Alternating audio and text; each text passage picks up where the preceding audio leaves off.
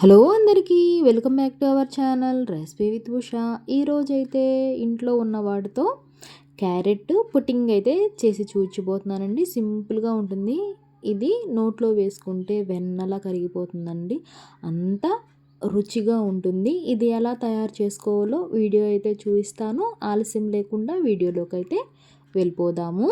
Carrot పుడ్డింగ్కి కావలసిన పదార్థాలు: క్యారెట్లు, పంచదార, జీడిపప్పు, అగర్ అగర్, అర లీటర్ పాలు, 500 గ్రాములు. ఇవి పచ్చిపాలేనండి, ప్యాకెట్ పాలైనా తీసుకోవచ్చు. నేను ఇంటి దగ్గర పోయించుకున్న పాలే తీసుకుంటున్నాను. ఇప్పుడు ఎలా తయారు చేసుకోవాలో చూపిస్తాను. ఇప్పుడు ఈ అగర్ అగర్లో అరకప్పు వరకు నీళ్ళైతే పోసుకోవాలి.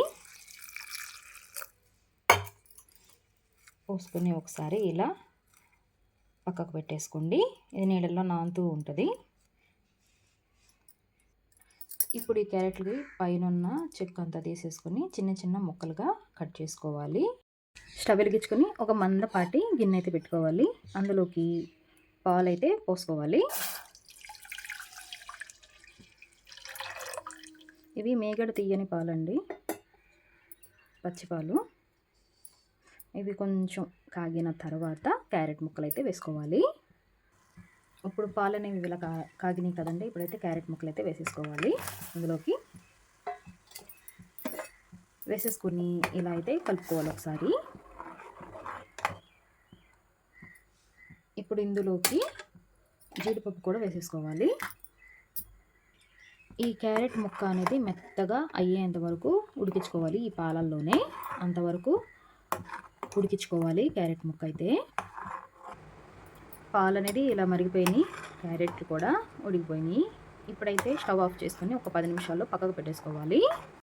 ఇప్పుడైతే మిక్సీ జార్ తీసుకుని పాలతో సహా క్యారెట్లు అయితే ఇందులో వేసేసుకొని మెత్తని పేస్ట్ లాగా చేసేసుకోవాలి. ఇలా అయితే మెత్తగా పేస్ట్ లాగా చేసుకొని పక్కకైతే పెట్టేసుకోవాలి. ఇప్పుడైతే స్టవ్ వెలిగించుకుని మనం పాలు కాసుకున్నాం కదా, క్యారెట్ ముక్కలు వేసుకుని అదే గిన్నెలోకి అగర్ అగర్ని నానేసుకున్నాం కదా, అది వాటర్తో సహా పోసేసుకోవాలి.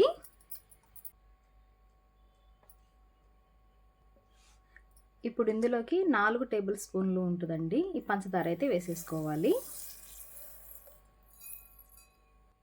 మీ స్వీట్కి తగ్గట్టుగా పంచదార అయితే వేసుకోండి. ఇలా అయితే ఒకసారి కలుపుకోవాలి. ఈ క్యారెట్కి 1/2 లీటర్ పాలకి 4 టేబుల్ స్పూన్లు పంచదార అయితే సరిపోతుంది. ఇంకా మేము తీపి తింటాము అనుకుంటే ఇంకొక 2 టేబుల్ స్పూన్ల వరకు అయితే వేసుకోవచ్చు పంచదార. ఇలా అగర్ అగర్ మొత్తం నీళ్ళల్లో కరిగిపోయిన తర్వాత మనం పేస్ట్ చేసుకున్నాం కదా క్యారెట్ పాలు, ఇందులో అయితే పోసేసుకోవాలి. పోసేసుకొని ఒకసారి అయితే ఇలా కలుపుకోవాలి.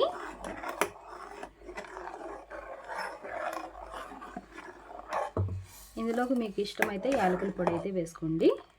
నేనైతే ఇక్కడ వెనిలా లైసెన్స్ అయితే వేసుకుంటున్నాను.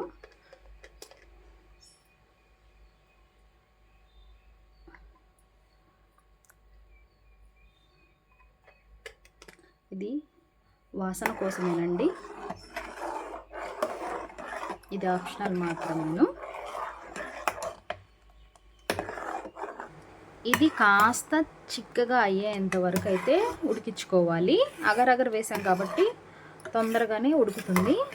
ఒక్క 10 నిమిషాలు అయితే సరిపోతుంది. చూడండి ఎంత చిక్కగా అయ్యిందో. ఇప్పుడైతే స్టవ్ ఆఫ్ చేసుకోవాలి. నేనైతే ఇక్కడ కేక్ ట్రేలో అయితే పోసుకుంటున్నాను. ఏదైనా గిన్నెలోనైనా పోసుకోవచ్చు. ఇందులో పోసేసుకోవాలి.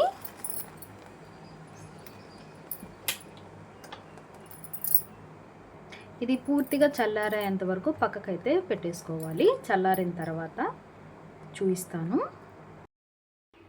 ఇప్పుడు ఇది చల్లారిపోయిన తర్వాత చూపిస్తున్నాను చూడండి. ఇది చక్కగా ఎలా వచ్చేసింది. మనం చాకుతో కూడా అనాల్సినంత అవసరం కూడా లేదు. ఇప్పుడు ప్లేట్ అయితే తీసుకొని వెనకకైతే తిప్పుకోవాలి.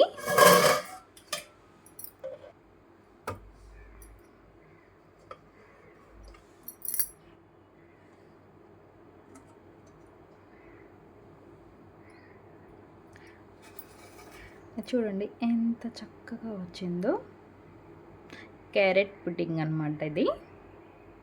పాలు ఎక్కువగా ఉన్నప్పుడు, క్యారెట్లు ఉన్నప్పుడు ఏం చేయాలో తెలియనప్పుడు ఇలా ట్రై చేయండి, చాలా బాగుంటుంది. చిన్న చిన్న పీసెస్ ఇలా ఒక పీస్ అయితే కట్ చేసి చూపిస్తాను చూడండి. ఇది నోట్లో వేసుకుంటే వెన్నలా కరిగిపోతుంది, అంత బాగుంటుంది అన్నమాట. ఇది చూడండి ఎంత సాఫ్ట్గా ఉందో.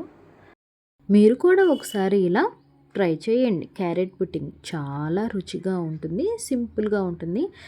క్యారెట్లు ఎక్కువ ఉన్నప్పుడు ఇలా ట్రై చేయండి. నా వీడియో నచ్చితే లైక్ చేయండి, సబ్స్క్రైబ్ చేయండి, కామెంట్ చేయండి. మరిన్ని రెసిపీస్ కోసం నా పేజీని ఫాలో చేయండి. మరొక రెసిపీతో మీ ముందు ఉంటాను. Recipe with Usha.